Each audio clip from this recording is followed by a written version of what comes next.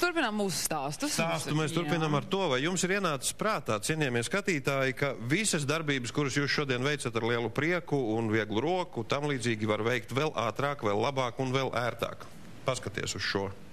Jā, pildspalva. Kurš ir tas, kuram savulaik iešāvās prātā, ka to tinti var iepildīt kur?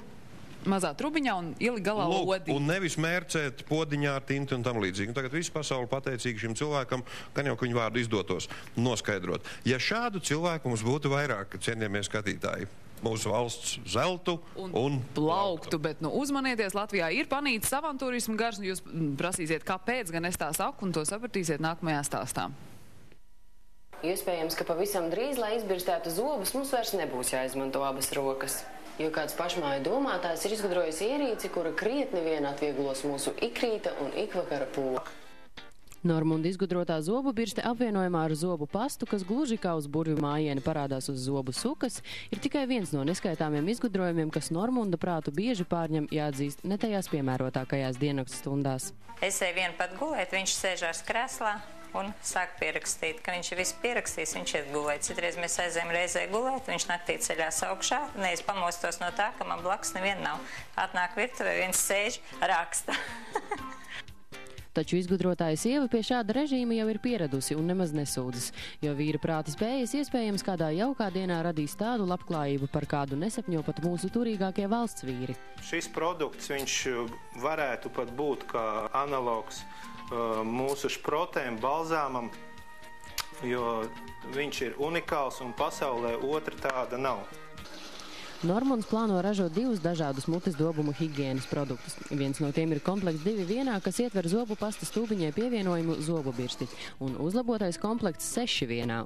Šim komplektam pēc izvēles būs pievienojumi zobu bakstāmie kociņi, zobu diegs, tabletes zobu stiprināšanai, ja vajag arī prezervatīvi un ar laiku arī citi noderīgi sadzīves sīkumi. Šo preci varētu pārdot drogās, aptiekās, lielveikalos,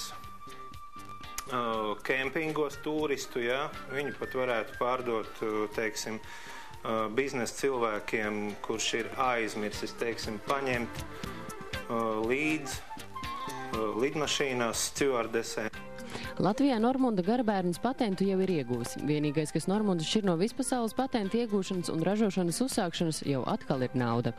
Taču, ja tomēr atradīsies kāds uzņēmīgs investors, izgudrotāju pūrā jau stāvēs apdomāta reklāmas filozofija, skaidrs ražošanas plāns un gatavs uzpircējs Krievijā. Latvijā ir zudis avantūrismu gars. Un ja nav avantūrismu gara, tad kalnus neapgāzīs. Lazdiņu ģimenē kalnu gāšana ir parasta lieta. Normunds ikdienas mēro ceļu pie potenciāliem atbalstītājiem, bet brīvajā laikā nodarbojas ar sīku saimniecisku uzlabojumu ieviešanu.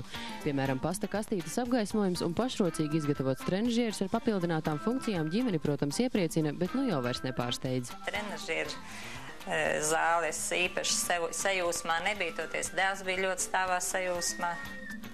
Izgudrotāja prāts Lazdiņu ģimenē iedzimst no paaudzes paaudzē. Piemēram, Normunda māsīca dzīvodama Reizeknē pagajušiem Ziemassvētkiem bez īpaša nolūka radījusi pāris lina lēlītes pildītas ar smaržojošām garšvielām, kuras Rīgas tirgoņi uzņēmuši ar lielu sajūsmu. Bet viņa tēvs, būdams 3. klases skolnieks, esot mācījis matemātiku 6. klases audzēkņiem. Un kas zina, kas sagaida Latvijas patentu valde, kad Lazdiņu ģimenes 4 atvases būs paaugušās. Madara Kačereka, Andrejs Skangals, Bez tabū laiks.